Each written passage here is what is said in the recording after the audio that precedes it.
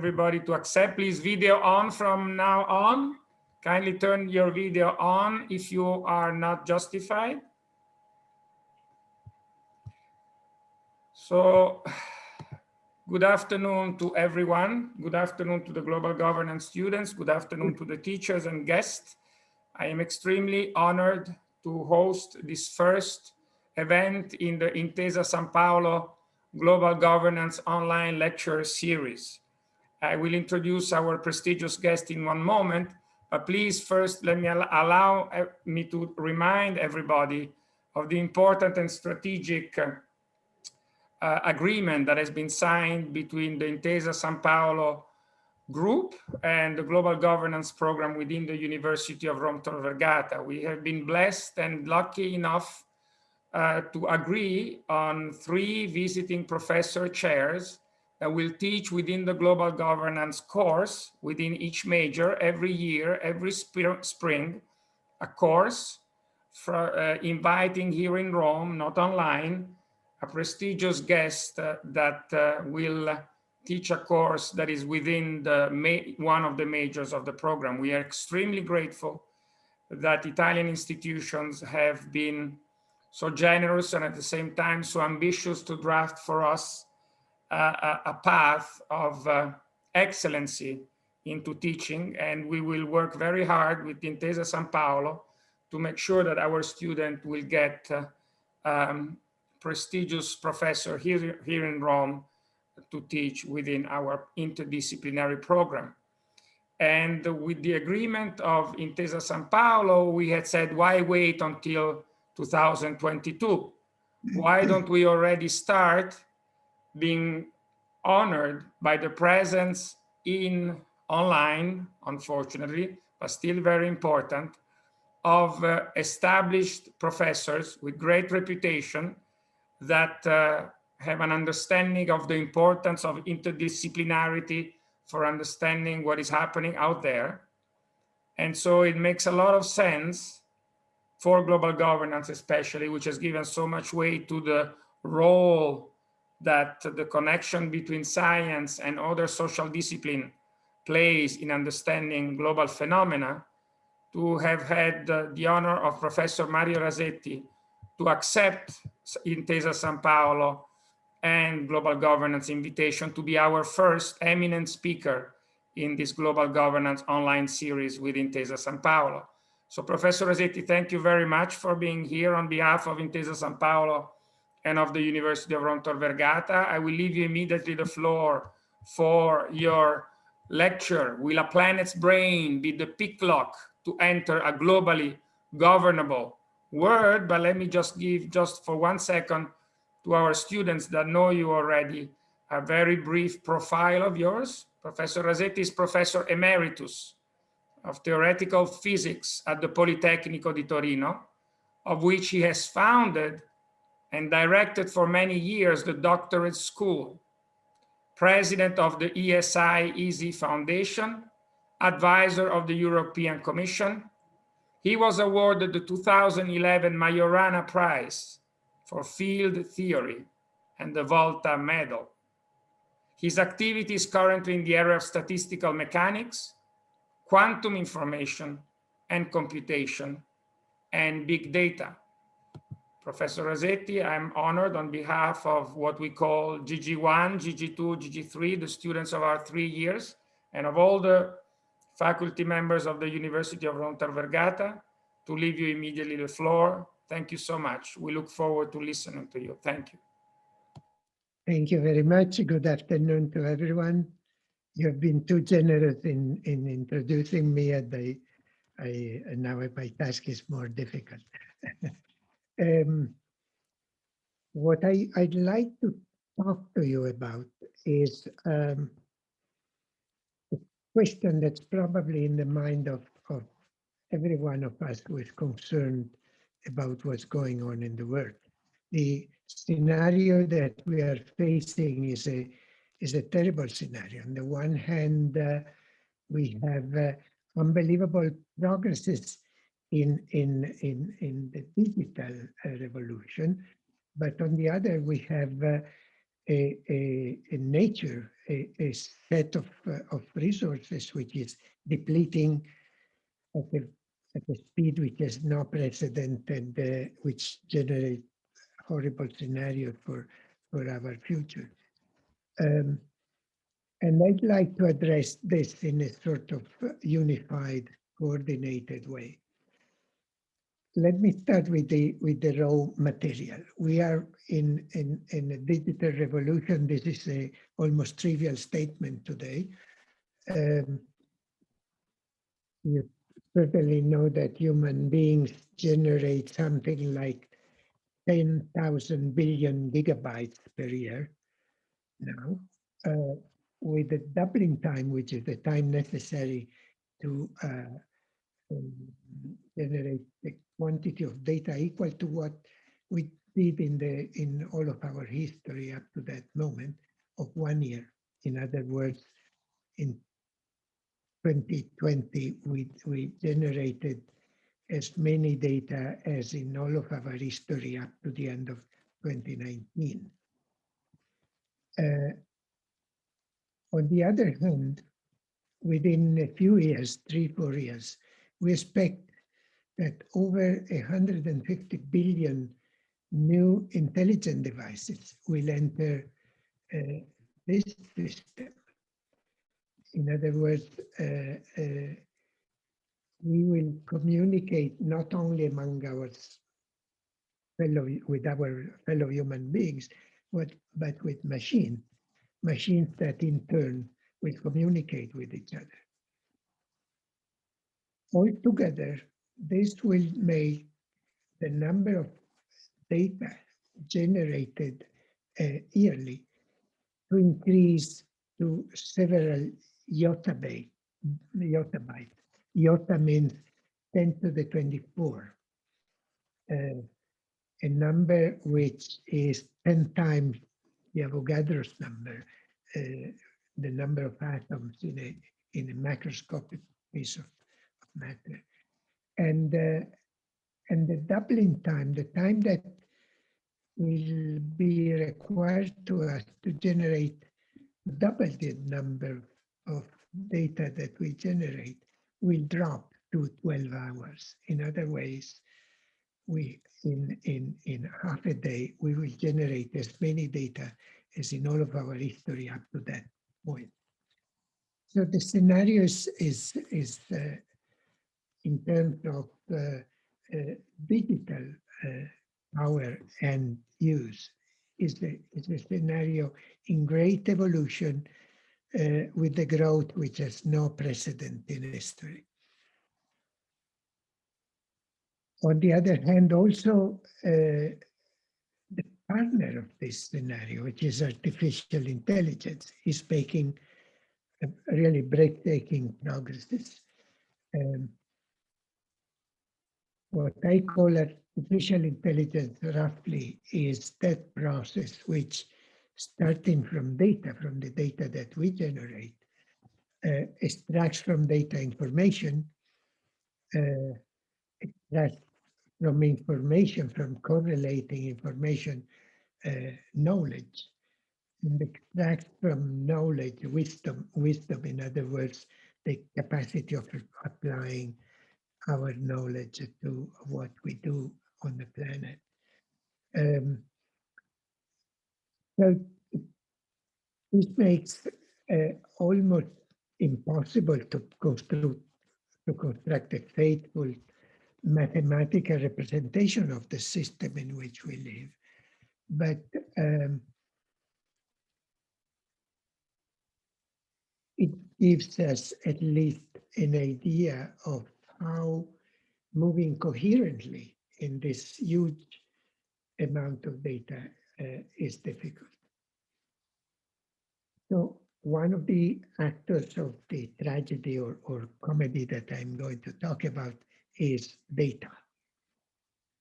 The other is, unfortunately, very present to all of us, is the pandemics. We are living in the middle of a pandemic, so serious, I believe, that in the future, I believe historians will distinguish between a BC and AC. Well, BC will mean before COVID and AC after COVID, because this is a set of changes in our society, besides our own personality and ways of being human beings, that will affect in a very basic way our lifestyle. Um, just to give you an idea of what I mean, consider that we are approaching, actually we have overcome the number of 100,000 victims for COVID. Assume that each of these have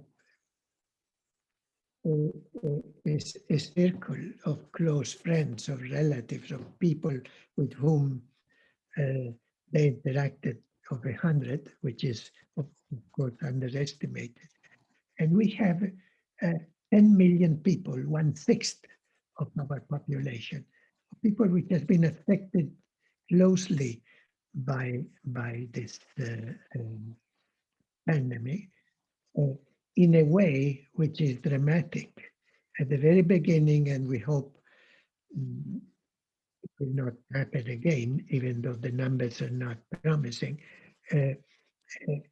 Several people have lost their dear ones waving to them when they were taken away and brought to the hospital and never seen them again. In other words, this pandemic has deprived us also of the right that we typically perform for the people who pass away, that leave us.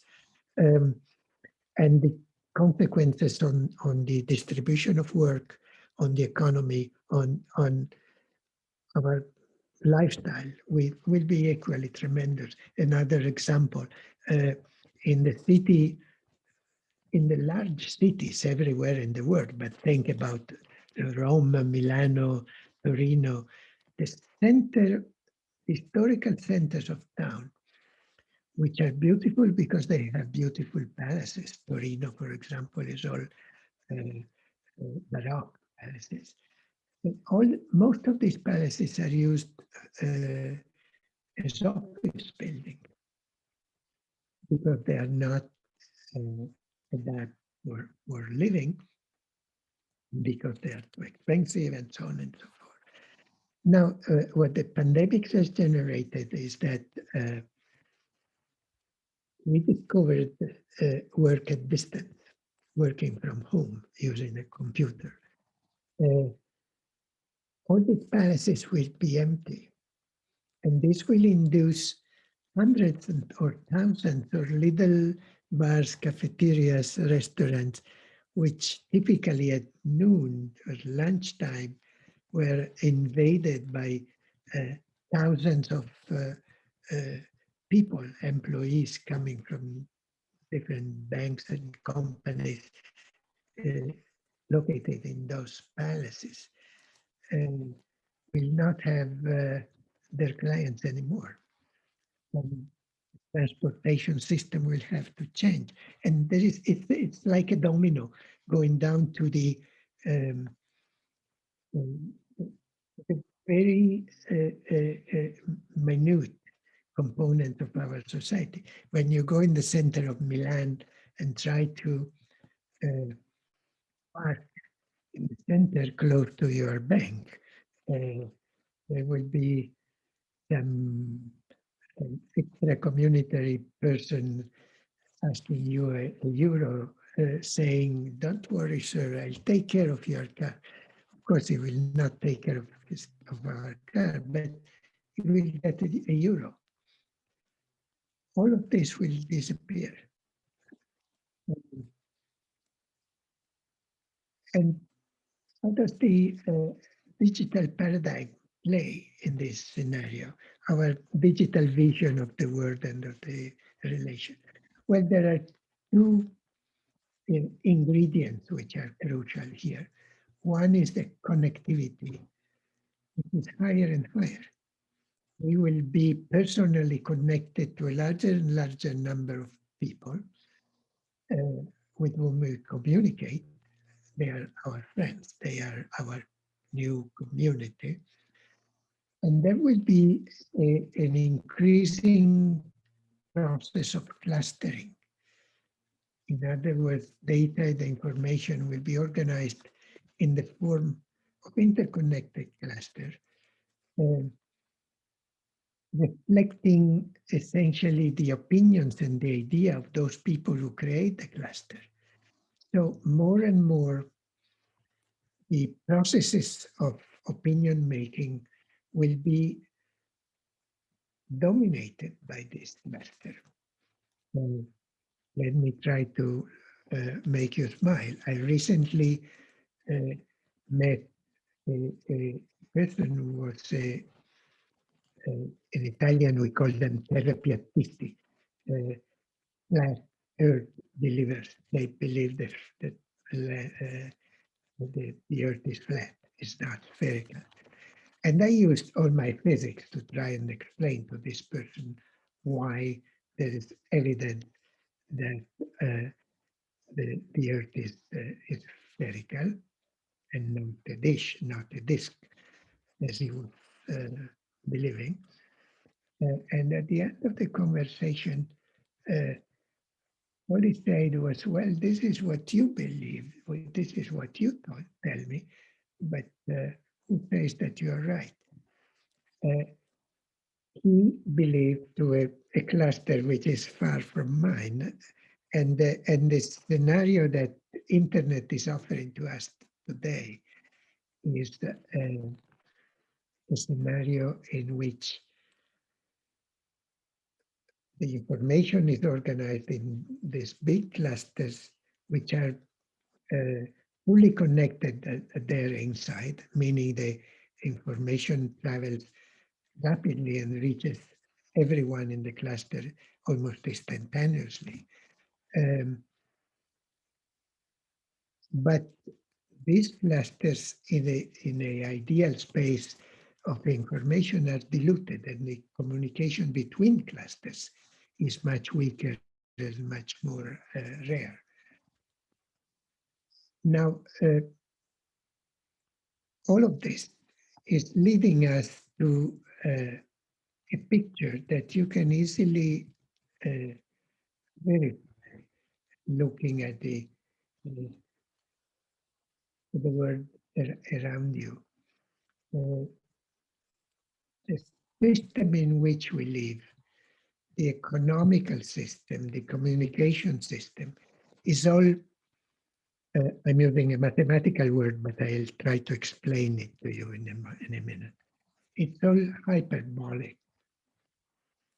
We live in a hyperbolic world, meaning that whenever we believe we are in an equilibrium position, this equilibrium position is not a stable equilibrium position, like think of the classical example of a sphere.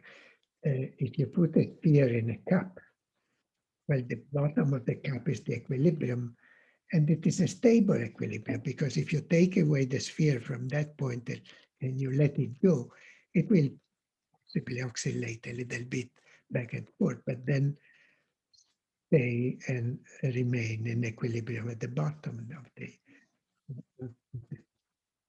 Our system is not like that. It is like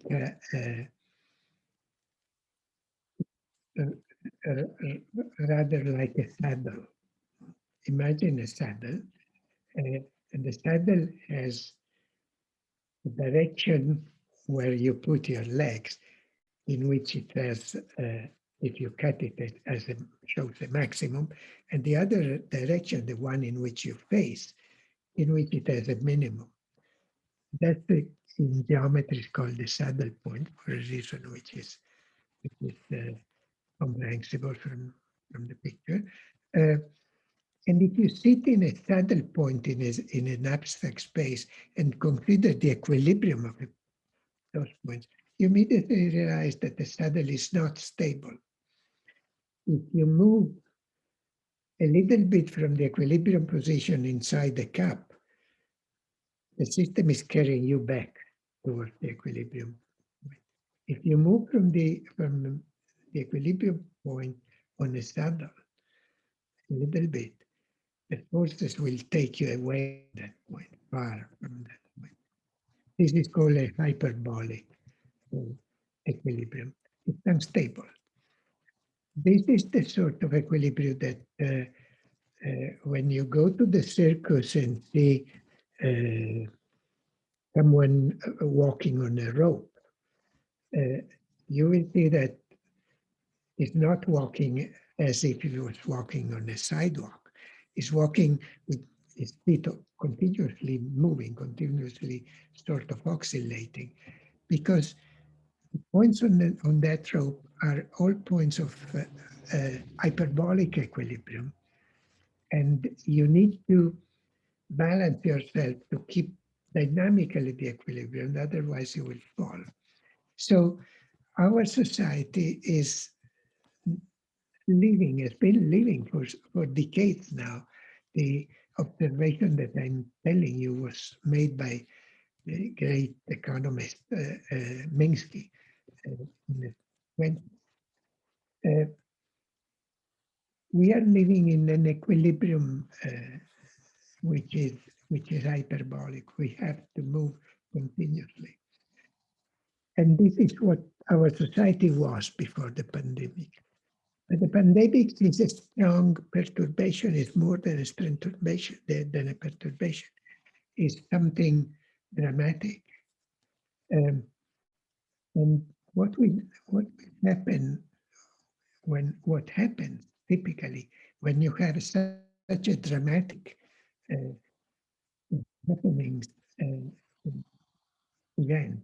happening event in the society must reorganize itself. Now, in this case, our society is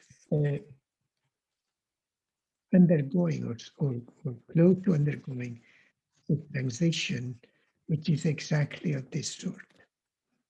Because the pandemic has been a tremendous perturbation, so strong that the unstable hyperbolic equilibrium we were living in before the pandemic will face the necessity of making decisions, which will be dramatic decision, because it's essentially what we are facing as is essentially twofold.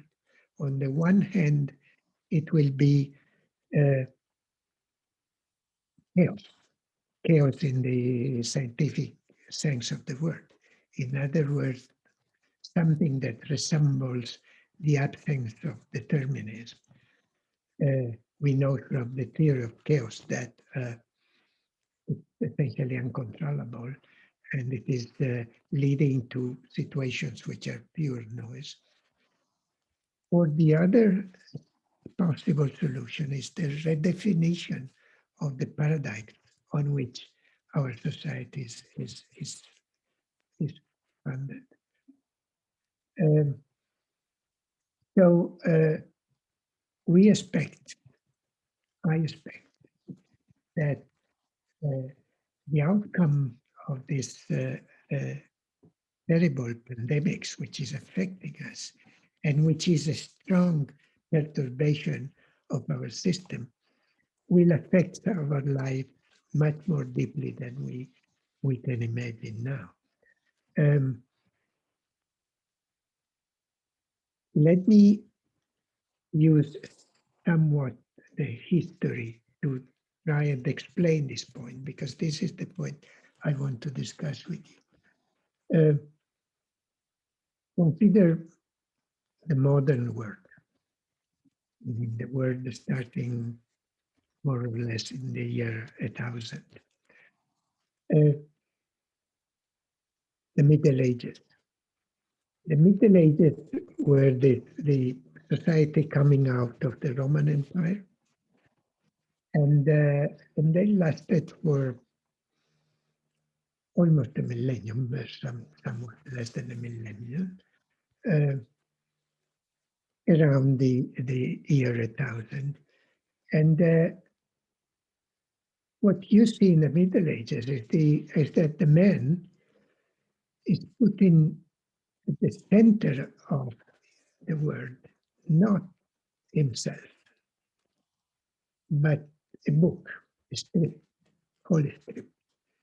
The Middle Ages are characterized by the fact that the center of the world is script, and that the men are convinced they're spending their life to serve this script, which represent the word of the same entity. In the 1300s, there was a terrible pandemic, the Bubonic Plague, the famous Black Death, originated in Siberia and transmitted by the bite of a flea, which was carried around by mice, by rats. This pandemic, this Black Death, killed 200 million people in Europe. In Europe, that at that time counted a little more than 170 million people. So it destroyed almost three quarters of the population. But at the end of this terrible event, the Renaissance started. The Middle Ages stopped. There was the plague, and after the plague started the Renaissance. Renaissance is again a long period in which the man no longer puts the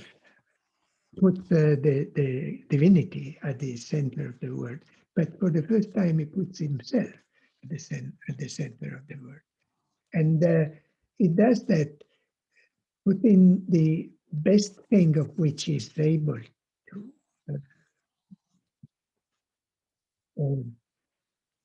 it's the moment of flourishing of art, all sorts of art. It's the moment in which the most splendid achievement in literature, philosophy, and art, and so on. God is still there. God is still present and shapes this event.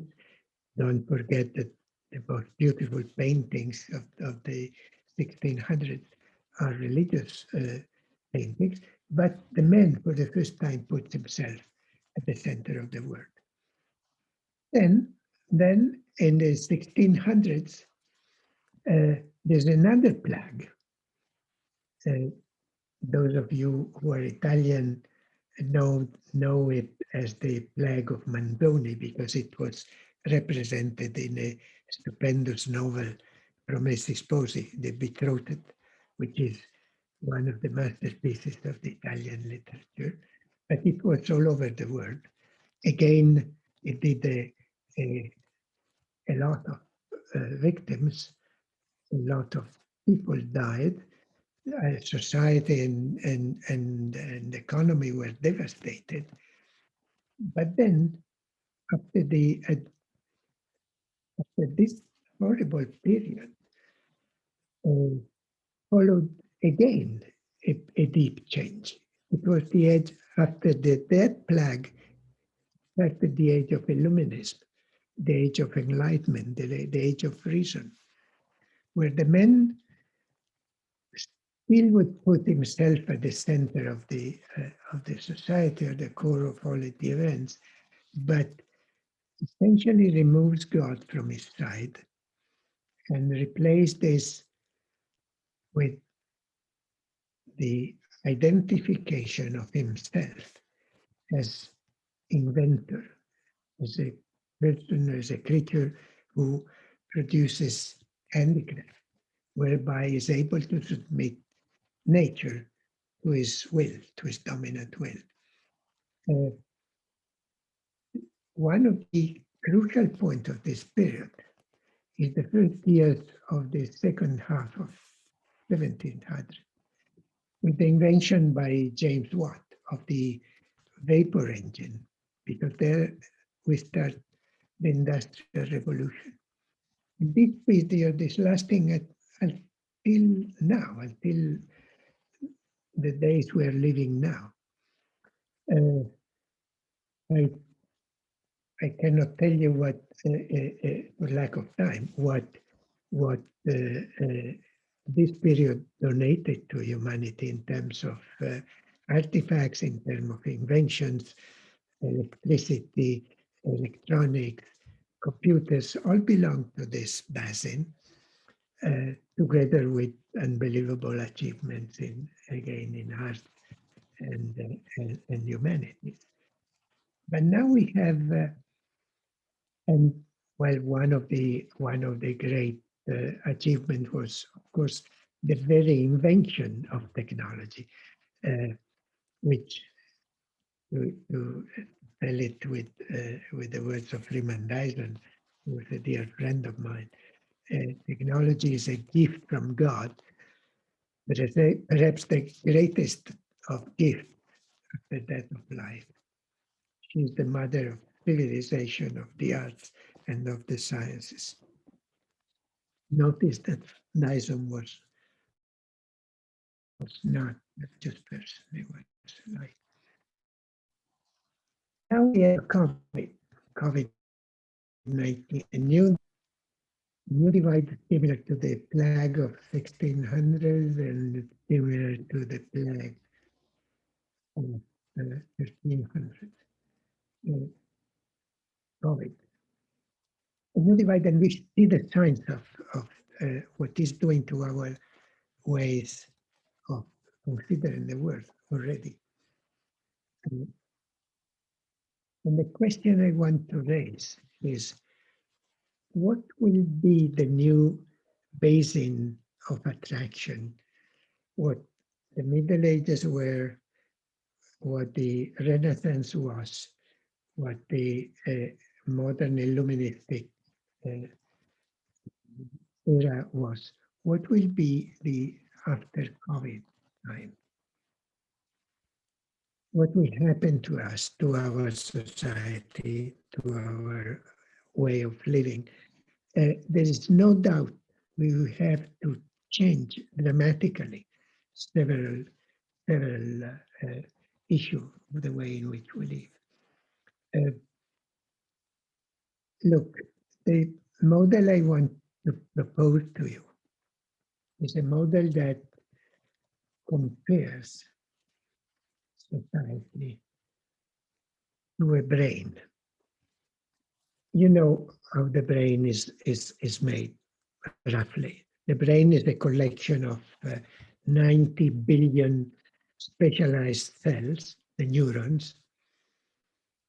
Every neuron is a cell which has several connections to its exterior, typically 1,000.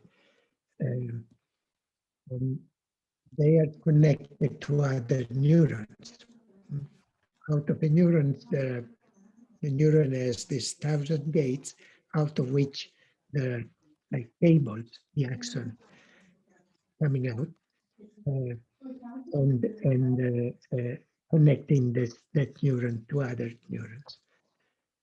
The whole thing is a network, exactly like the internet, a network in which there are nodes connected to other nodes. The connectivity, as I said, this is the order of 1,000. There are 1,000 gates through which a neuron communicate with others.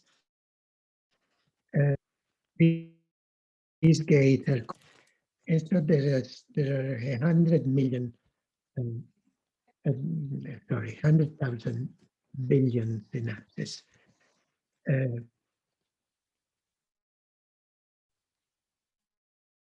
And there is 5 kilometers of cables connecting neurons one to the other. Notice that 2.5 kilometers, billion kilometers, is 6 times the distance between the Earth and the Moon. So in our head, inside our cranium, we have this object, a kilo of biological matter, done the way which I was summarizing for you, and working with the power of 20 watts. You will probably smile because 20 watts is nothing. If at home you still have a bulb of 20 watts, you will throw it away because it's insufficient to give you enough light. Yet the brain is able to, with that luggage of uh, of cells and nerves and connections, is able to do what a human brain does. Well, believe me, there is nothing in the universe which can compare the strength and the complexity of a human brain. Several authors are writing about the risk that artificial intelligence, which is how can I say, a pale tentative that human beings are doing of reproducing human intelligence. There are people who believe that artificial intelligence will dominate, will take power over us, will conduct our lives. It's not so. It will never be so. This will happen only if we give up using our brain, only if we give up the unbelievable power that our brain has. But our brain is giving us something which is considered our planet. Today we are 7.5 billion people. By 2020, touch over 9 billion. And by that date, 6 billion of these people will be augmented in the sense that they will have access to some electronic form and help for their brain. Our cell phones are this type of device. Our computers are this type of device. With the human being that we used to consider in history is no longer there because we are all augmented by the fact that with our cell phone we can access all the knowledge that human beings have accumulated in their history. And you go to Wikipedia and you find there all we know, essentially all we know. So we are constructing something which is similar to a cortex, to a brain cortex on the surface of Earth. We have, let's say, let me use the round numbers, 10 billion people. Well, you tell me the brain has, I just told it, 100 billion, 10 times more. Yes, but when you use internet, you have a connectivity power, which is amazing. In principle, you could connect to 10 million people, 9 billion people. Of course, for cultural reasons, for language reasons, for reasons of interest, for reason of capacity, intellectual capacity, nobody will ever get to connect himself or herself to 10 billion people. But it is reasonable to making all the discounts that you have to do to think that very soon we shall have an average number of connections of the order of 1 million. Not billions. Today there are several people who have a connectivity number of going on with their computer, which is several tens of millions. But the normal person, we can imagine, will be connected with 1 million people. Now, we have a connectivity which is 1,000 times larger than the connectivity of a neuron. A neuron has 1 million. A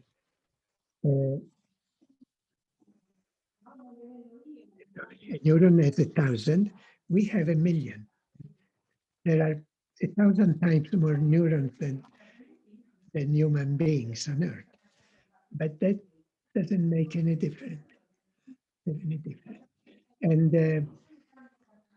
what we will be able to do with this huge connectivity is to generate a mind, the same way in which the neurons on our brain have generated the mind. The mind is a notion which is extremely deep. The mind is our capacity of knowing that we exist. And whenever we do something, doing it because we know we exist. We don't know whether animals have a mind. We know that we have one, and it is our most powerful tool that we can imagine.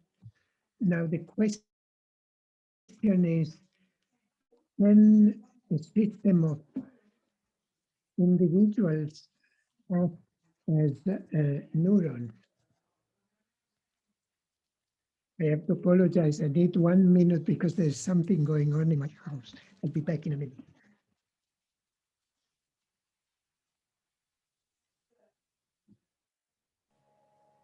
So we have a small break. Unexpected. Stay there, huh?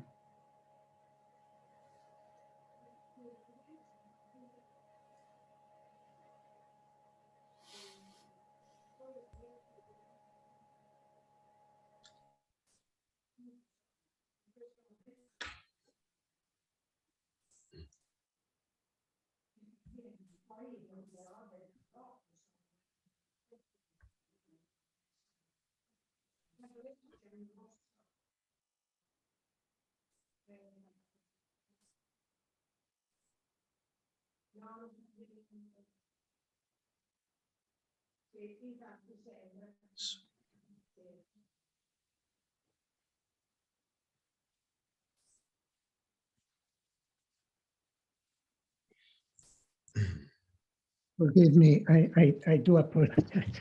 It happens when you work from home. What is going on is that human beings are becoming more and more the neurons of a cortex, of a brain cortex, which is the entire planet. And they're connected with each other, and they have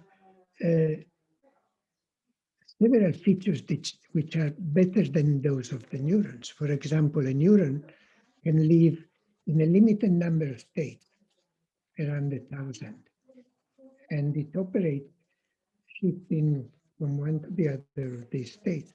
A human being is able to live in an almost infinite number of different states, and operate differently from state to state. In our brain, the signals go through axons. Axons are like cables through which we transmit electricity. And the electric signal in this axon, in these cables, is finite. It's not is a little fraction of the velocity of light. We use velocity of light to transmit our messages because we use electromagnetic waves. So our connection is much faster than that of the brain. Don't you believe with me that this system will be able to grow a mind of its own, the same way in which, in its evolution, our brain evolved the human mind? Question here turns a little more technical. Will biology be able to stay in this delicate process? Because evolution is strongly conditioned by the environment. And even though the processes that our electronic tools provide us with are very strong and very powerful, and their strength grows day by day. There will be a point at which we will not be able to do it. But, well, this will probably be the cause of a transition from the present species to which we belong, Homo sapiens, the Homo sapiens sapiens, to another form of the same species, Homo sapiens sapiens sapiens 3 times, which will be controlling this collective intelligence. What I'm telling you is all very plausible. It is all scientifically grounded, with no doubt. It's also a hope, because our planet is coming to a critical situation in terms of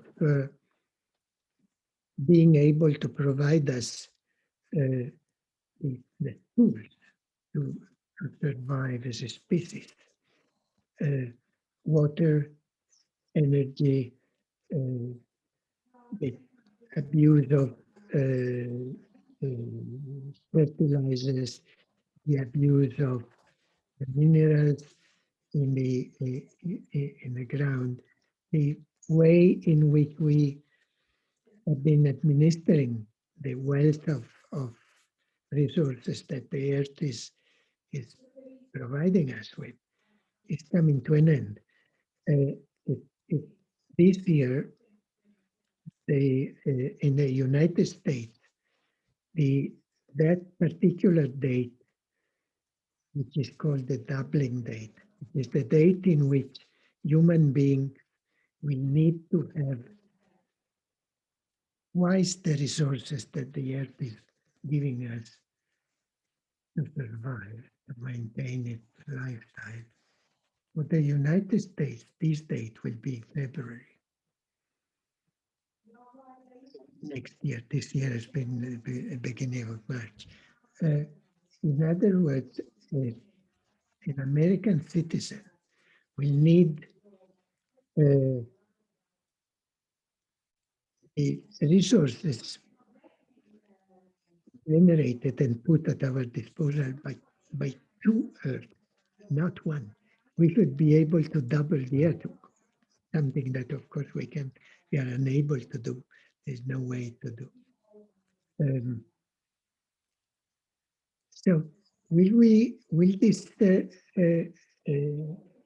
distributed intelligence, this collective intelligence, as scientists call it, be able to let us survive in a planet like this? Probably yes. If we transit to a new form of human being, as I was saying, Homo sapiens sapiens sapiens, that's biology support this. We believe so. We is not many people, but my friend Elena Cattaneo, who is a life senator in our country, who belongs to the Senate. We believe so, and there are signs for this. You probably heard talking about the Huntington chorea. Huntington chorea is a terrible disease. It's a neurodegenerative disease whereby human beings lose several of their nervous system capacities and decline to a terrible death. So why am I saying that this can help? Well, because the origin of chorea is this. You know that in our cells there is this something, the DNA, which is the brick of life. DNA is a long molecule which is like a necklace. It's a necklace made of 4 different types of they're called bases, complex chemical complex. Now, if you look at the DNA of all the creatures that we know, you realize that in the DNA, there's a sequence of 3 of these bases, CAG, which is typically repeated a number of times. In the men, it is repeated 35 times. GAG, CAG, CAG, CAG, 35 times. But if you have 36, you have chorea. So you can tell me you're giving us terrible news, not good news. Why do you think so? Well, because if you study as Elena Cattaneo is doing, Senator Cattaneo, I think I should say, is doing, study the history of this particular configuration inside the DNA, you find that starting 800 million years ago, from a specific amoeba which had no triplet CAD in its DNA, and you follow the phylogenetic tree, you find that the sea urchin has 1 CAG, the zebrafish has up to 4, the mouse up to 7, the sheep 9, the elephant 12, the monkey 15, and the man 25. So there is a strict connection between the evolution species and the number of CAG copies, sequences repeated in your DNA.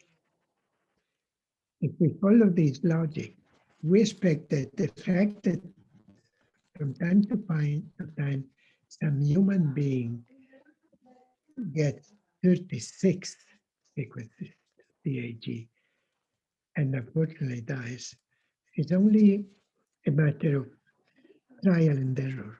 We are trying to evolve a new human who will be the Homo sapiens sapiens sapiens, trying to progress along this scale of evolution, providing humans with the 36 and over CAG sequences. This will happen sooner or later. What's going on now is that we are using a trial and error method. We try to put the extra triplet in our DNA and we fail. And those who do it unfortunately die. But this process is an evolutionary process. And sooner or later we will get there. But if what I told you at the beginning was not science fiction, this may be a little bit more science fiction that I wanted to sound. But I'm finishing here.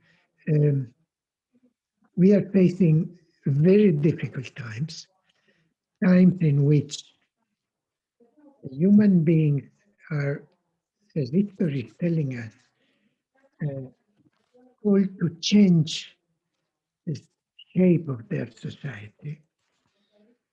COVID will be like the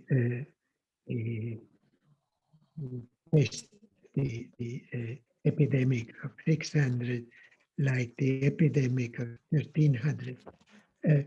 And society must emerge different from it. Otherwise, the old model will not succeed. So we will emerge from COVID with the ethical requirement of changing the rules of our society. We already see there will be not enough work for everybody. So we either decide to reduce the workload of every human being,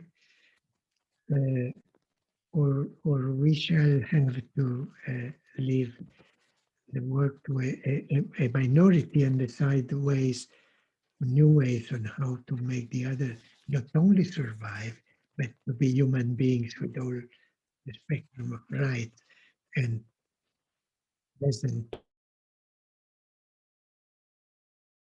perspectives that artificial intelligence will play double role, because on the one hand, as every progress in technology, it will reduce the need of work on the part of men. On the other hand, this will be done at the expenses of raising the level of knowledge that men should know to be able to deal with it. It is true that there are professions that will disappear in this world. For example, I hope I'm not terrifying anyone, but bank clerk will disappear. Nowadays, look, let me tell you a story.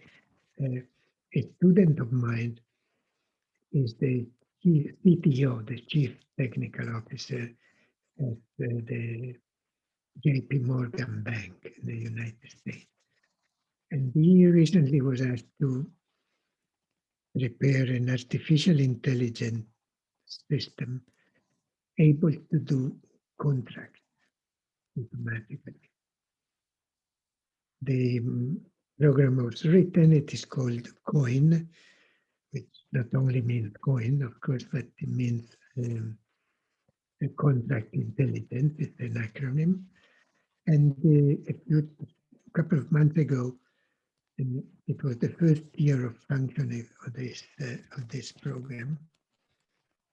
And the results are interesting and also a little scaring. Interesting because the satisfaction of both the bank and the clients increased. All the contracts generated by this program were more satisfactory to both. But the average time that JP Morgan is considering necessary to generate a new contract is 36 man-hours. A single man working for 36 hours or several persons working for a number of hours, adding up to 36, doesn't matter. What matters is that the machine, the program COIN, used in average for a single contract 2.7 millisecond, thousandths of a second. blink of an eyelid, less than that, much less than that. And in other words, this is a ratio of 1 to 40 million. And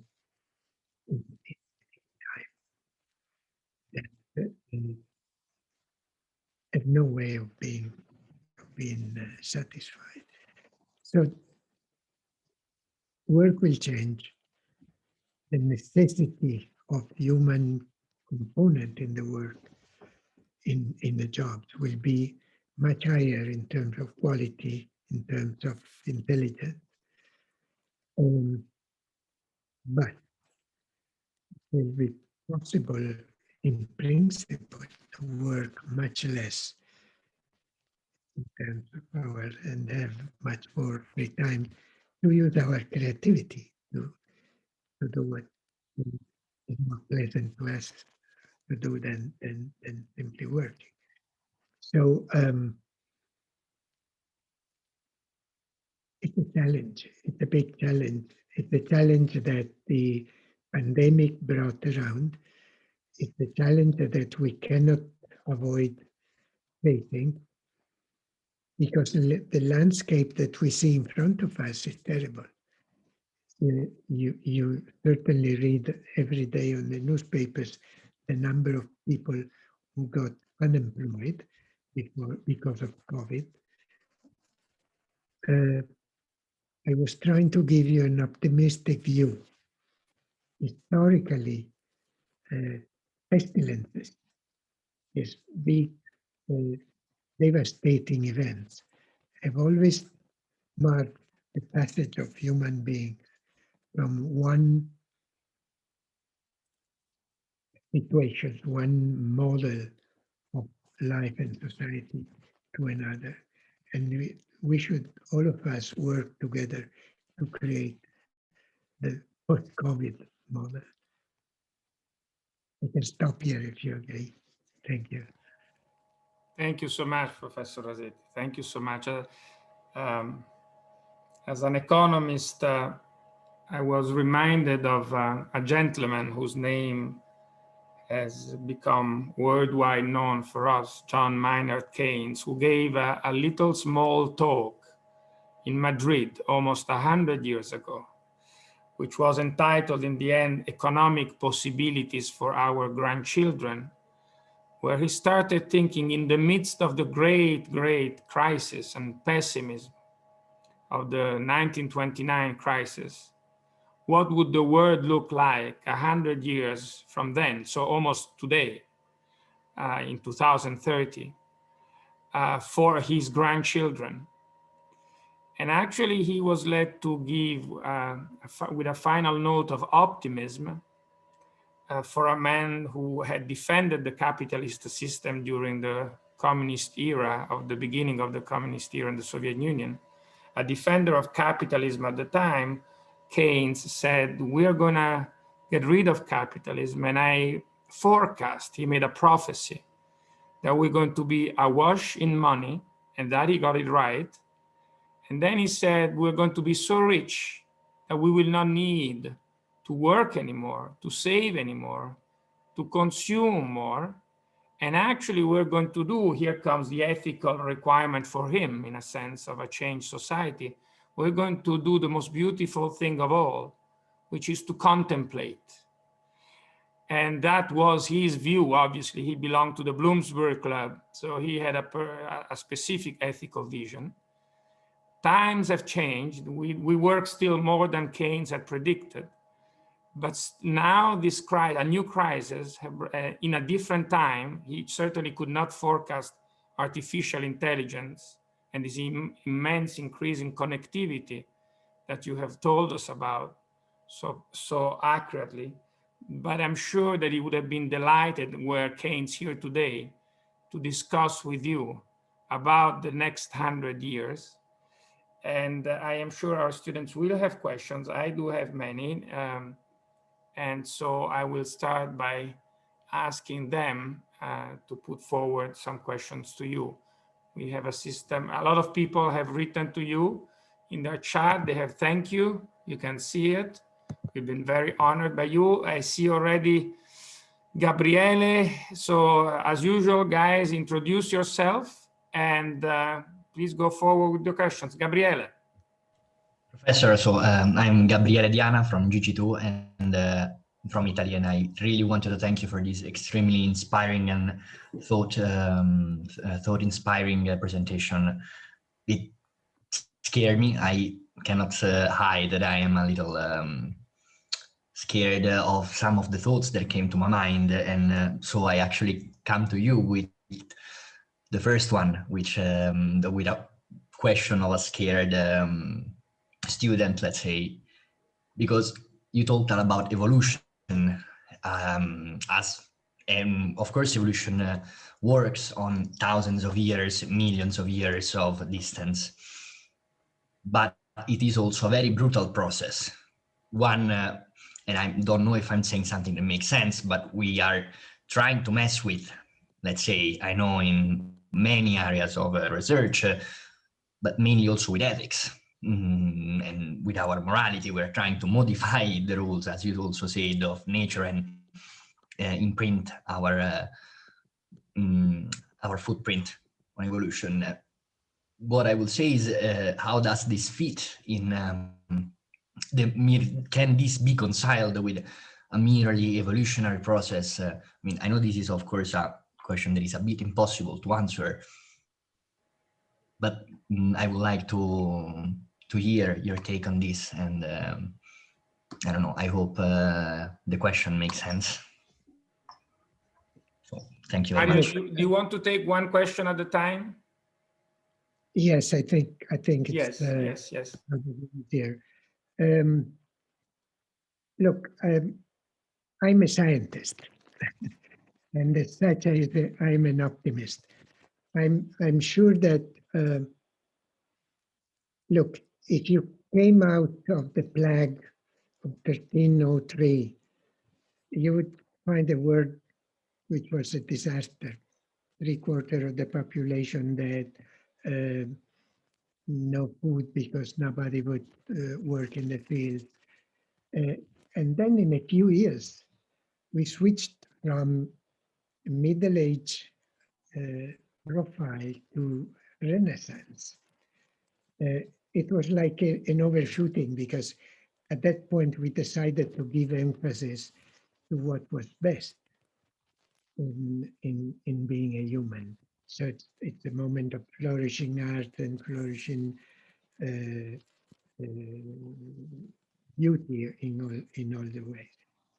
Today, we are living, and now I'm switching to the other extreme of my way of being, to the very mathematical view. In the world before COVID, we were living in a hyperbolic manifold. This is the mathematical way of telling you that we were living in an equilibrium which looks like what a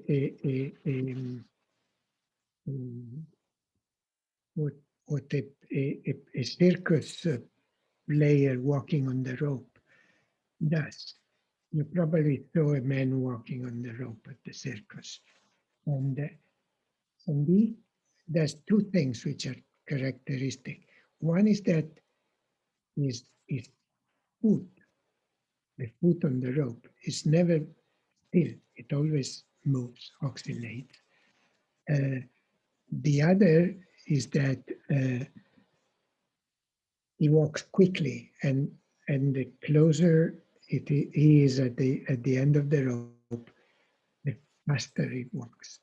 This is so-called hyperbolic equilibrium, which is an equilibrium only formally, because locally the thing is flat, the potential surface is flat, but it's only an illusion. If you move infinitesimally from that point, you're out of equilibrium. And the rope walker is trying to compensate this. Our society is in an hyperbolic framework. Exactly like the walker on the rope. But what happens? Look, you probably know more economy than I do, but there was this economist called Minsky, who in the 30s, he a number of very crucial papers in economy. He was trying to show that our capitalistic society is not in equilibrium. Incidentally, the notion of hyperbolic equilibrium is due to him. And he was studying what would happen in the case an economic system like that would generate an endogenous perturbation. And he is the economist who was able to predict the big crisis of 1929, incidentally. Now, what we have now is a perturbation which is exogenous, even though it is coming from the planet Earth. It's not like I don't know, a meteorite hitting the Earth, but COVID is to all effects exogenous. There was no way we could control it. Now, in the case of an exogenous disturbance, if you repeat the calculations and considerations that Minsky did, you would find that there are only two possible solutions. One is pure chaos, chaos in the mathematical sense of the word. In other words, a world, a society dominated by noise, uncontrollable. The other is re-establishing an equilibrium in a form that looks for different criteria. I believe that if we will come out of this crisis, and being an optimist, I believe that we will do, it will be a world different from it was before. Anyone who is believing that the after COVID time will be like the pre-COVID time is mistaken. We will have to reorganize the entire society of ours, also psychologically. Also, the man itself will have to be different, because we saw, several of us saw, dear ones get out of the house, waving goodbye, knowing that we would not ever see them again, and receiving after a few months simply an urn of ashes. We lost what is 15,000 years was created some 15 hours year ago. The paying respect to the dead ones, to those we lose, elaborating the mourning. That it will be different, and the reason why I'm optimist for you young people, is that it is for you like a unique opportunity. You are like a good painter, like Giotto. No, like wrong example, like Raffaello, who coming out of an epoch in which people didn't know perspective, people could not represent reality. They had to put everything in symbols because there was a book of rules to respect. Discovered the way of representing human beings the way they are. with their feelings, you will be in that position. And of course, you will put all of our, you will have to put all of our creativity in this. And this is the reason why the first part of my message was, believe me, your brain is much, much, much more powerful than any machine. I don't love, and I don't like the expression artificial intelligence. I used to call it machine intelligence, because the best we are doing are machines who are able to do something that we use our intelligence to do, but much more massively. But this is not the point. You know multiplication, right? If I give you two numbers of 20 digits each, you will spend 2 months doing the multiplication. A machine would spend 2 microseconds. Is the machine more intelligent than you? No, because you invented multiplication, because you know what you should do, and simply use your time to do something more pleasant and more intelligent. Don't be scared of artificial intelligence. It's a fantastic tool. Has very little to do with intelligence. By the way, we don't know very well what intelligence is. We are trying to invent, still trying to invent ways of measuring it. But no, you have a fantastic future in front of you. Don't be scared. I'm going to leave the floor now to Costanza. Yes, hello, thank you very much for your presentation. I'm Costanza Coia from GG1. Actually, I had 2 questions, but you partially already answered in the previous answer. And so, yes, I was wondering, artificial intelligence, so machines that may replace little parts of our everyday everyday work. For example, you explained the example of the bank. So I was wondering, but isn't the human factor important in such work, for example? And also after COVID, where do you predict our changes, mainly from our moral values or way of life or economic growth, like where the changes will be most focused? Thank you very much.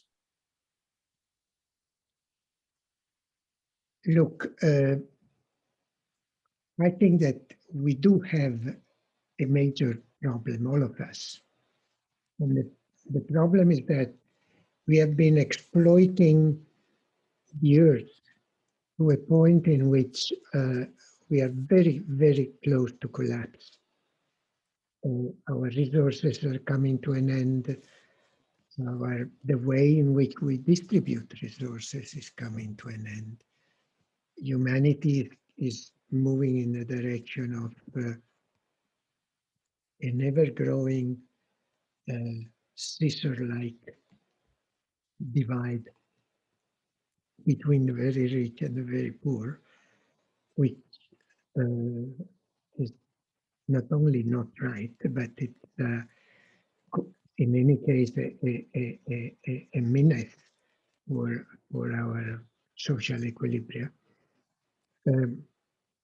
I believe that the change must be very, very profound.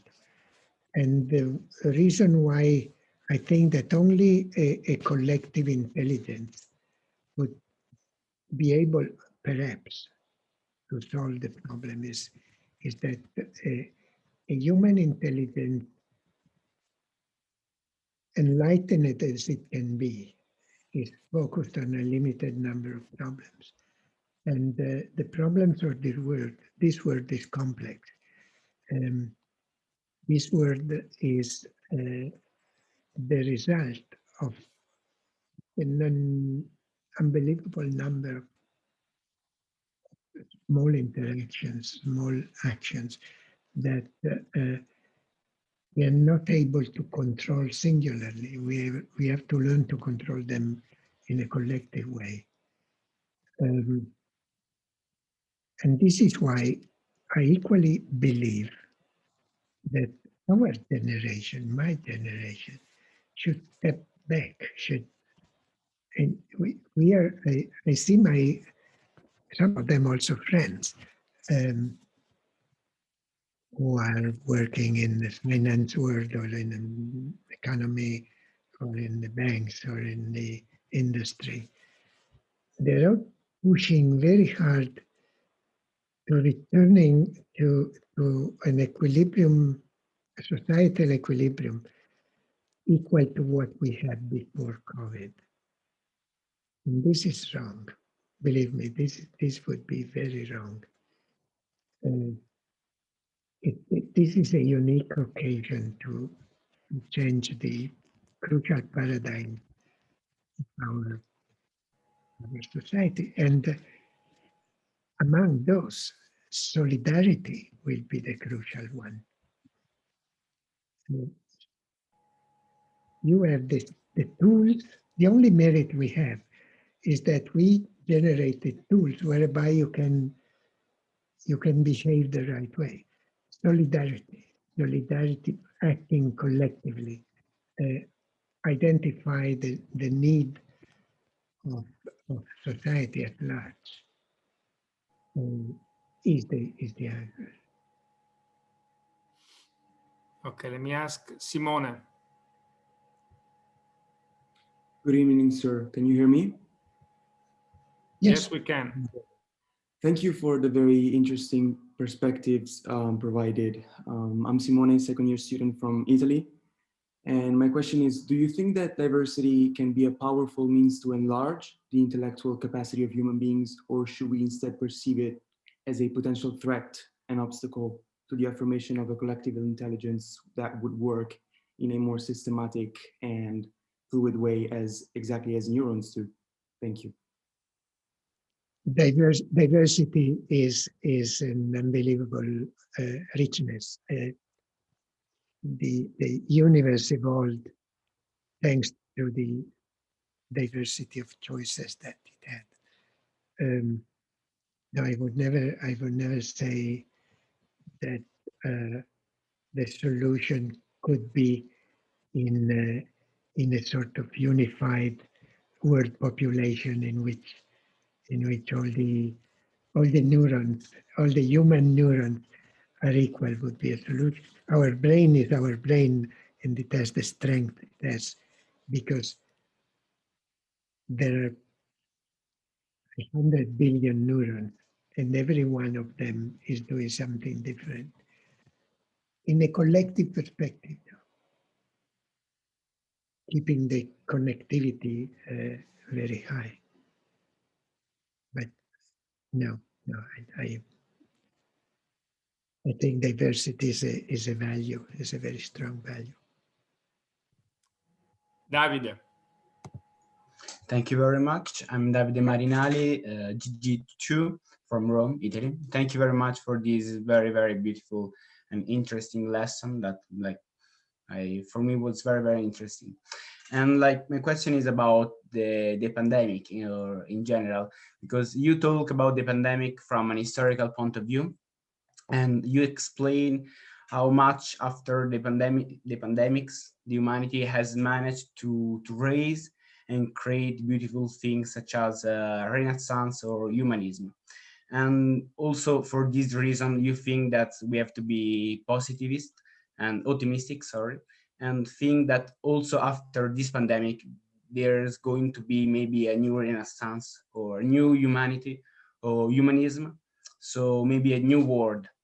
And maybe this is only my dream. But in general, my question is, since we are the new generation and we can be protagonists of the world after the pandemic, after the COVID-19, and since we don't want to miss this opportunity to change the things or maybe only have an impact of the world, what kind of advice you can give us to don't miss this unique opportunity after the pandemic to try to do something or impact the world? What kind of advice can you give us?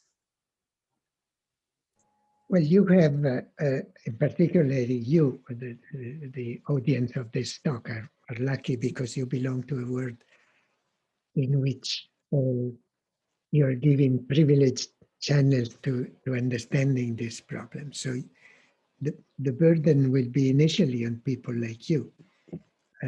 I believe this course that you are attending on globality, say, is a fantastic course because it is aimed to providing you with the perspective that you need to have.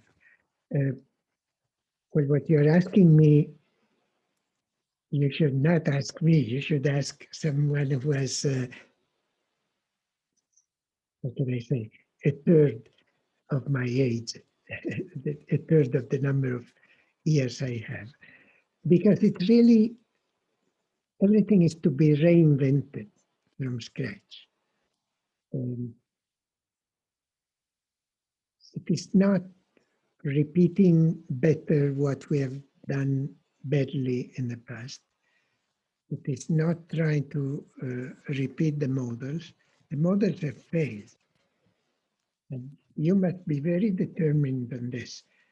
A model has failed, and we don't fix it, we replace it with a different model, a different approach, a different view.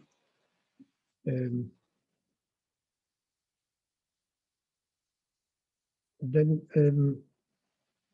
don't ask us, don't ask the old generation, because I tell you, I see my friends who are CEO of important companies, who are AD of big banks and so on.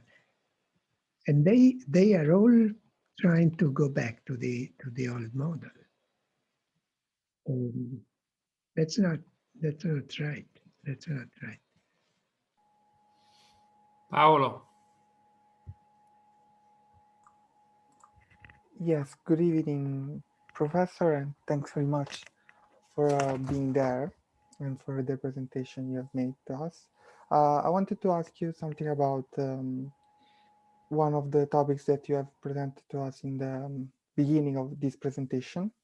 So the information that in particular on internet will organize the cluster.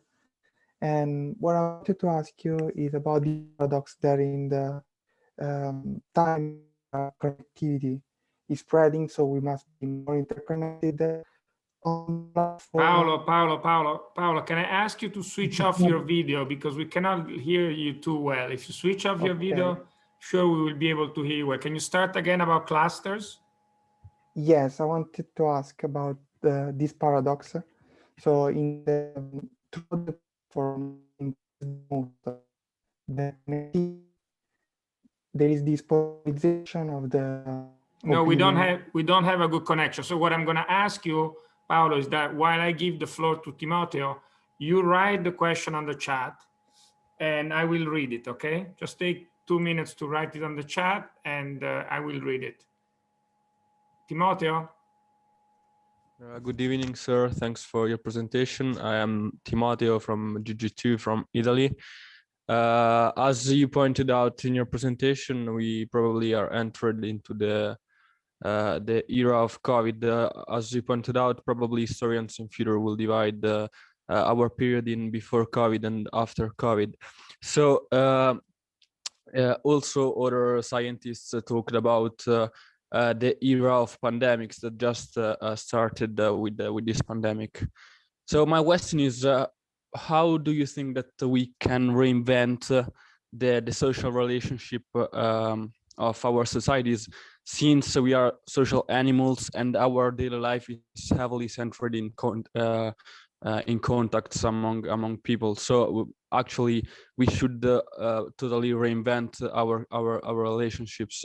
But my question is, how can we do this? I don't have an idea about that. I don't know if you have, and if you do, I'm just curious about hearing from you. Thanks. Well, I give you the same answer I gave to your friend before. Don't ask us, don't ask our generations the solution. I understand pretty well what you are talking about. Look, in particular, the first lockdown was very instructive in under this point of view, because people really used their creativity to communicate in different ways, but never stopped communicating. We saw people singing from a window. We saw people playing music on the rooftop, and so on, to help their human fellows to, to have hope and to know that they were fighting for a common aim. When COVID will be over, and it will be over not very soon, but will take to disappear or to be reduced to the level of a normal contagious disease. It will take a few years, but probably at the end of this year, we will be back to normal again. So human relations will start again, also at a physical level. The obstruction to the human relations that we were used to will be due not to the pandemic, but to the state of the planet. I remember it was like 10 years ago, and I was teaching my class, and two students of mine were sort of sleepy. And I actually scolded them, and they said, "How come you sleep during my lesson?" And they said, "Oh, last night we were in London to a concert." And then they explained to me that they had found a flight from Torino to London for €2 each, an economy, very economic flight. And they had rightly not resisted and gone, and they were tired. Unfortunately, and this is our fault, this is the fault of my generation and the generation before. I'm afraid this will not be possible again for a long time, or perhaps never, I don't know. We wasted the energy resources, the possibility of using our technologies for rapid movement in a way that at the moment there's no promising technological solution. But when the COVID will be finished, of course you will be in touch with other people also physically, because if I understand correctly, this was the core of your questions, right?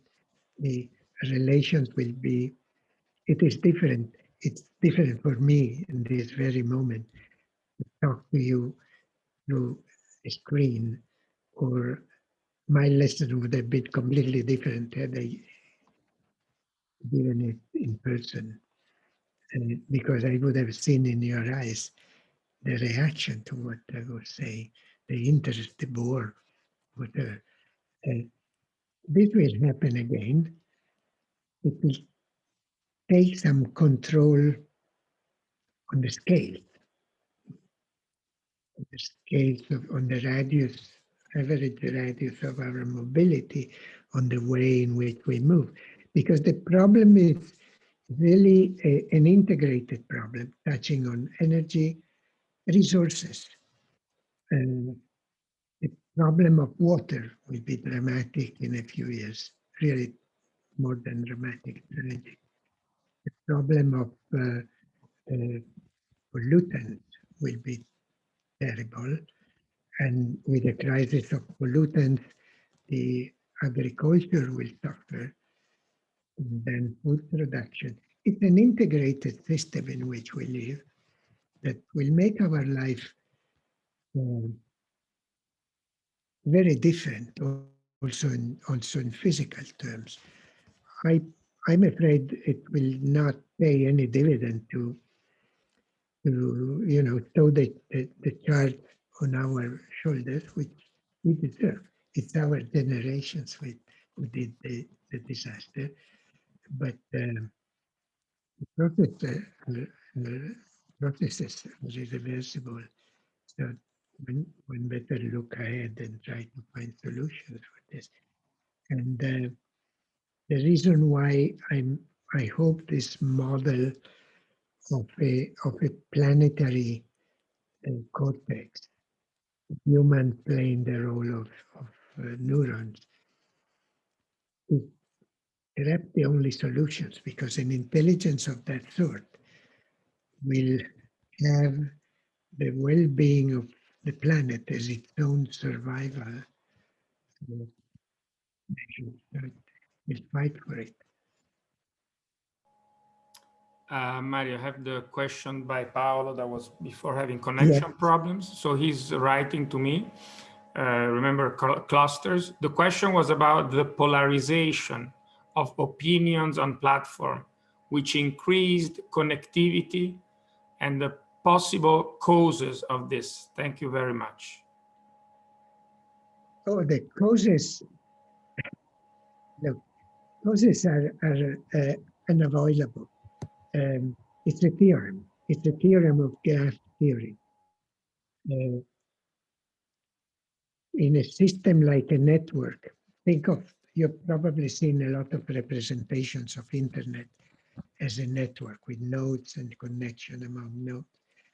It is a theorem of graph theory that if you attribute a weight to the connection, the equilibrium configuration of that system will be in clusters. It's like, think of drops of oil in water. The oil would remain in drops, in spherical or lenticular drops, and not mixed with water. There are opinions which are unmixable.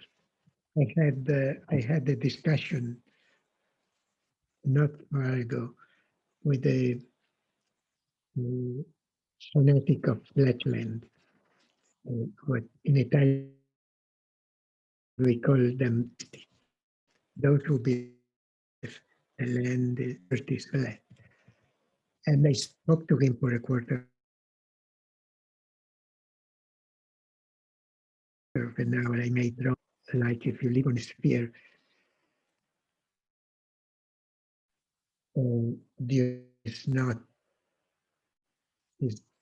horizon you have is limited, and if you go up in vertical, your horizon enlarges up to the point in which if you would go to the infinity, you would see half the Earth. And the guy was listening with the bored function on his face. And at the end, he told me that that's what you say. I don't believe it like this. So it's very difficult because the connectivity is very high, but above all, because they typically inside the cluster, everyone communicates with everyone else. It's like a community of fanatics.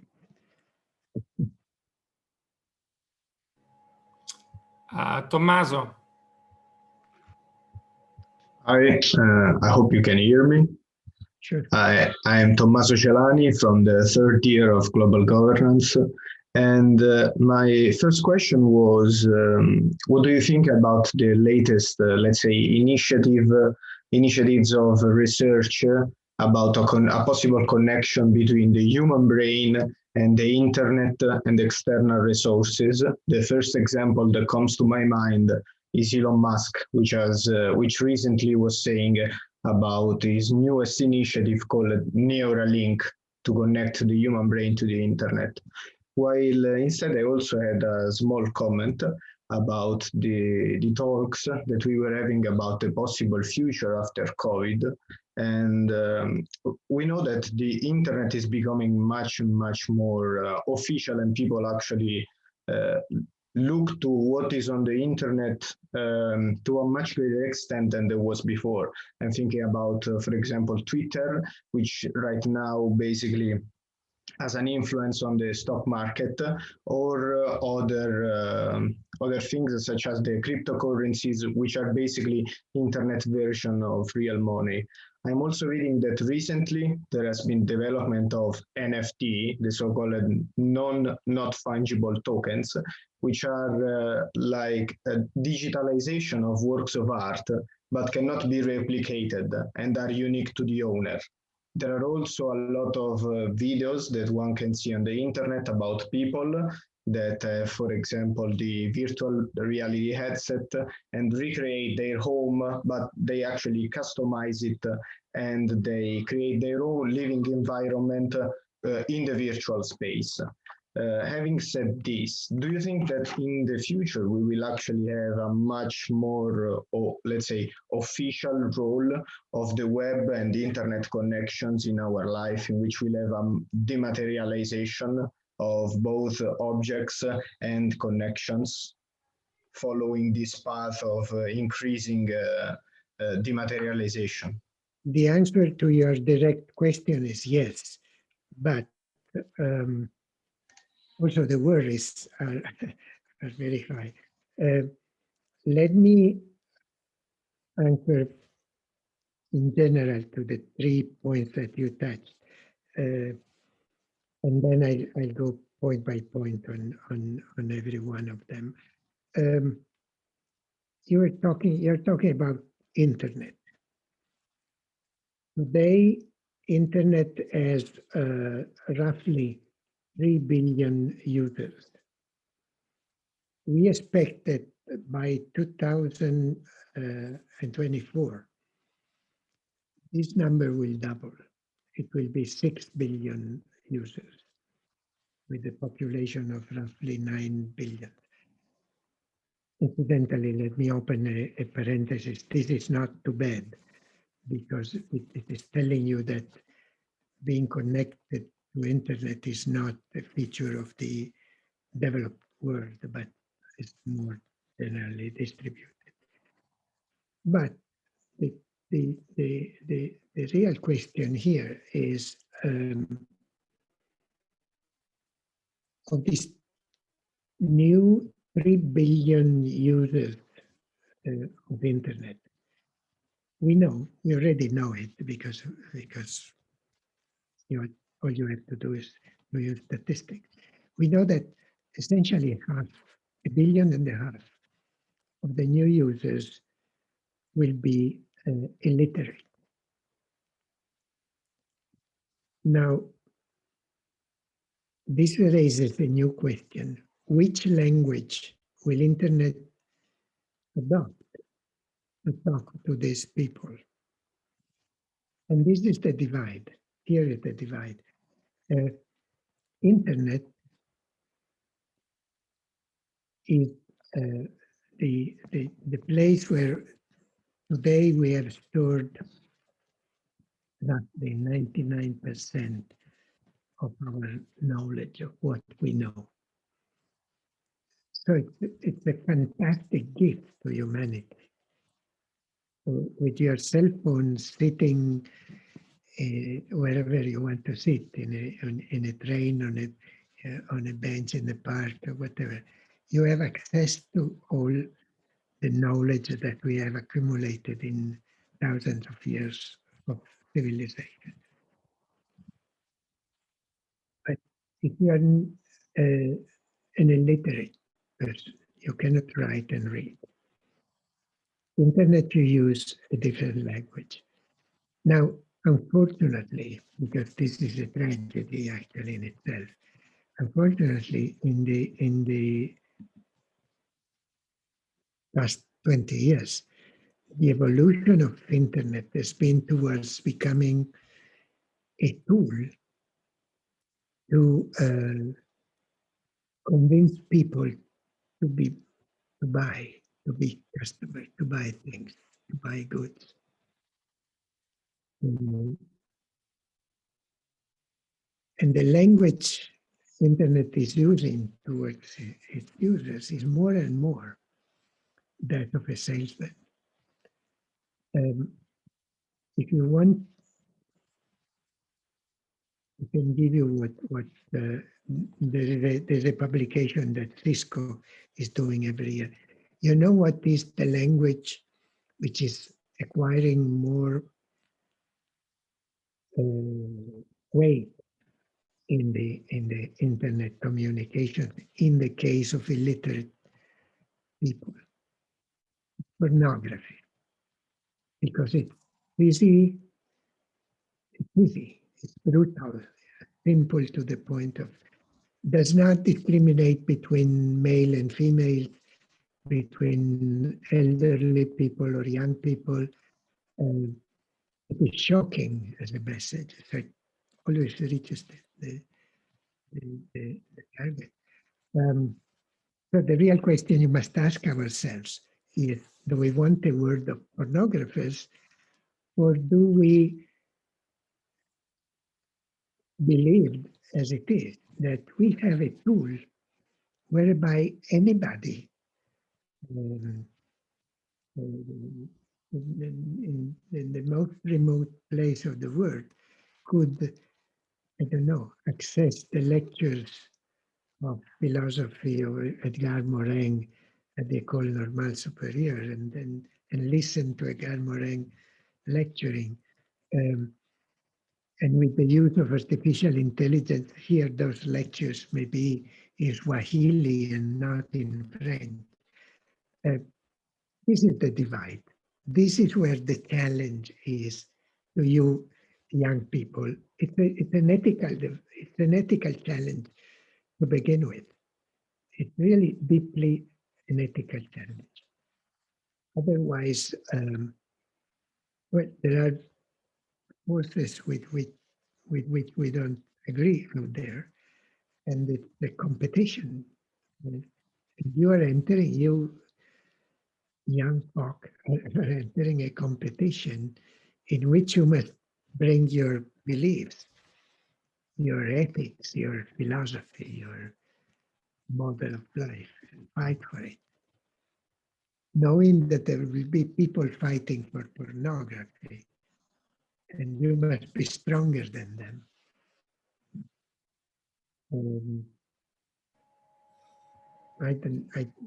There's a little more I can tell you, but coming to your original questions, more detailed question, yes, Elon Musk, Neuralink are doing progresses in connecting the brain to electronic devices. But that will not increase our capacity of generating new concepts, new ideas. It will actually bring noise into it. It will bring in the picture unwanted details. A great idea, a nice piece of poetry, a nice piece of music, typically is created observing the noisy world out there, but preserving with all forces the silence which is in our head, of which our brain has protected itself with. So I don't think that Elon Musk's devices will do other than perhaps, God forbid, perhaps create people to whom you insert this sort of prosthesis and will be a fantastic worker in a chain organized work. So look, our brain, I told it already, but I repeat it manically all the time. Our brain is the most fantastic machine that has been invented. We can augment it. I repeat the example that I already did. If you want to multiply two numbers 20 digit by 20 digit, you don't need to reinvent the multiplication. That you already done. You need a slave unable to think, which does it in zero time.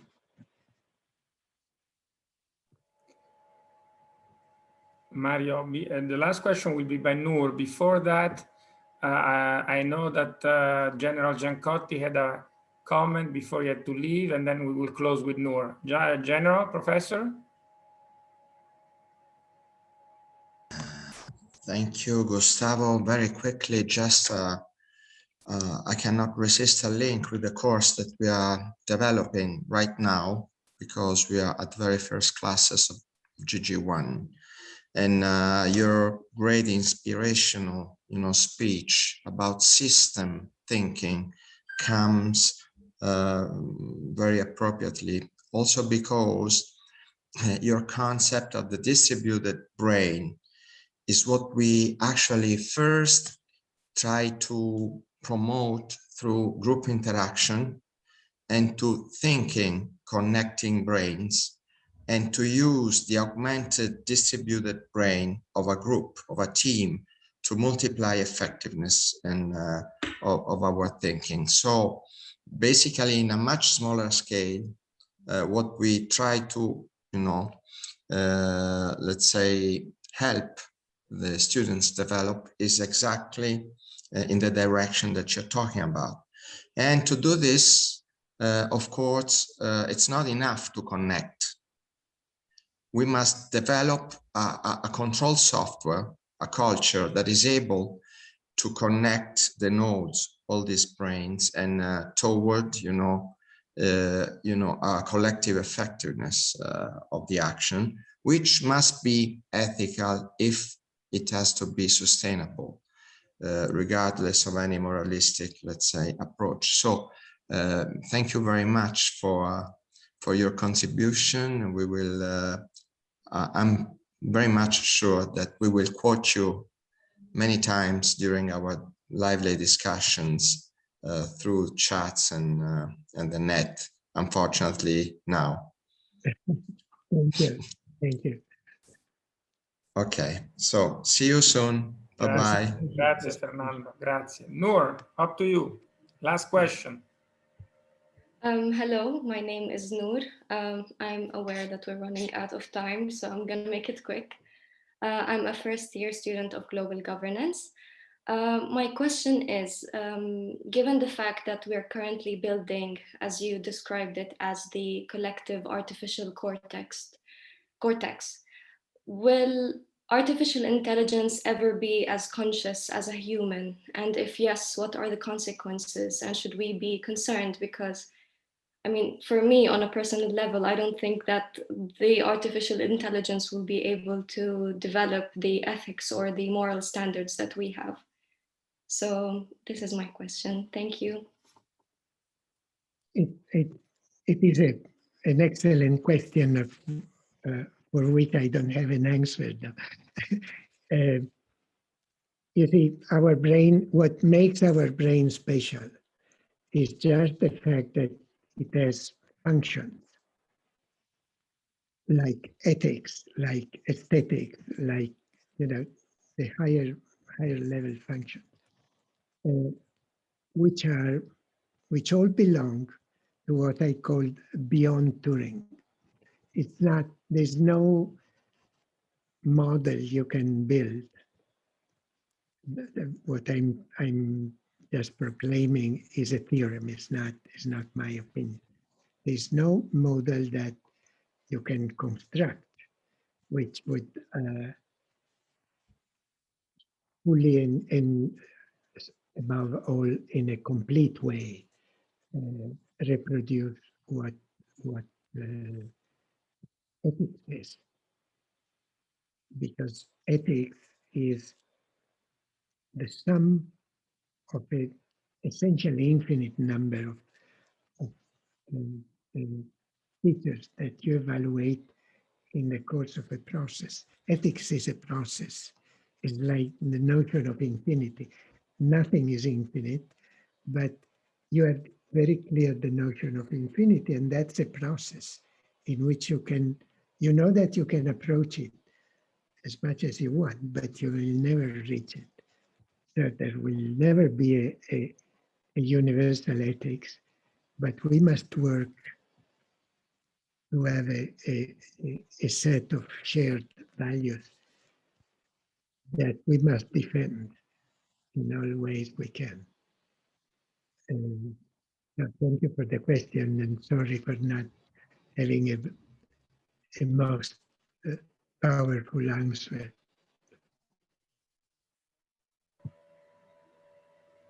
Mario, at this point, before closing this wonderful 2 hours, let me just give the baton before saying a few words of closing to Professor Rupert Younger, who was here the whole time. He's going to be the second Intesa SanPaolo Global Governance Professor to speak in 2 weeks to our students. He is the director of the Oxford University Center for Corporate Reputation, the topic that he will touch. Rupert, are you here? Yes, I'm here, and hello everyone, nice to Hi. Hello, Rupert. And thank you, Professor Rasetti, for a fantastic and thought-provoking set of concerns and issues around the deployment and potential of AI. It's a subject that we have a huge amount of research on, actually, here at Oxford. We spend a lot of time worrying in particular about the ethics of AI. What should AI be deployed to do? What should it be allowed to do? And what should it not be allowed to do? These are massive questions. So I really enjoyed your talk. Thank you very much indeed for that. And I'm looking forward to speaking with you all in a couple of weeks, I believe, on the subject of soft power. That's the way I'd like to put it. How can global governance be best practiced through the use of soft power mechanisms like reputation and legitimacy? So the questions around how do you make better decisions by using relationships? That's going to be the subject of what we get our heads into in a couple of weeks' time. Looking forward very much to doing that with you all. We look forward to. Thank you so much, Rupert. Thank you also for being with us today. Very important. So Mario, let me Can I just say a word? Yes, please do. Go ahead. Thank you very much. Well, you touched a point which is very important to me from the technical point of view, because relations is what is important. And the relation, I agree, I could not agree more. And from mathematical point of view, relations is what characterizes topology versus geometry. What we should really stop doing is consider a word out there in purely metric ways. We are constructing connections which are topologically equivalent to others, even though they are maybe physically much far away one from the other. So thank you for using this word. There's a very nice connection between the two of us. I have it here on my desk. It's called, it's a book called The Economics of Good and Evil. And it basically makes the connection between economics as a discipline, but also the arts, the histories, and it deploys an anti-mathematics view of the world. So there's a nice line. My next purchase tonight through the web. Very good. It's wonderful to see the two of you giving the baton and also interacting. We are delighted by this. So let me just close this event, Mario, by thanking you. Today, you know, Mario, today for our students or for ourselves is not necessarily a great day. We have just learned, all of us, that the Lazio region, where we are obviously, is going to go back to a red zone. So we will go back to our homes just for a few months, obviously, but this has depressed us a little bit ahead of your lecture. And now we come out of your lecture, I'm sure, with this wonderful word that has propped up many times during your talk, which is the word optimism. But more than that, optimism generates, what is behind optimism is certainly a sense of purpose and a sense of responsibility. And I think that how our students, our global governance students today, GG1, GG2, GG3, come out of this day is with a heightened responsibility, a baton that you have passed on to them, as to the next generation. By answering many times, you should ask it to yourself. It's time that you take this responsibility on yourself for your future. And I think there was no better way to give a sense of purpose also to these very few months that are ahead of us, to get a sense of direction for a much longer period, the medium term, the longer term, where these young people will have so much to do for a better world based on solidarity, as you said.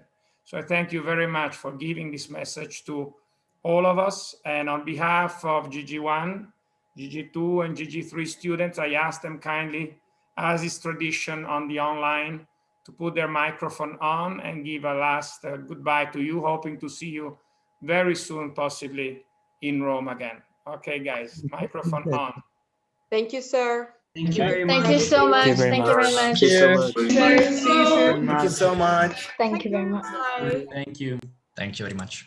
Thank you. Thank you. You're all young and beautiful to see. So thank you very much.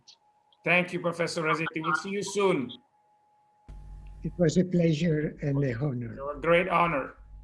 Have a good night. You too. Bye-bye. Bye. Bye.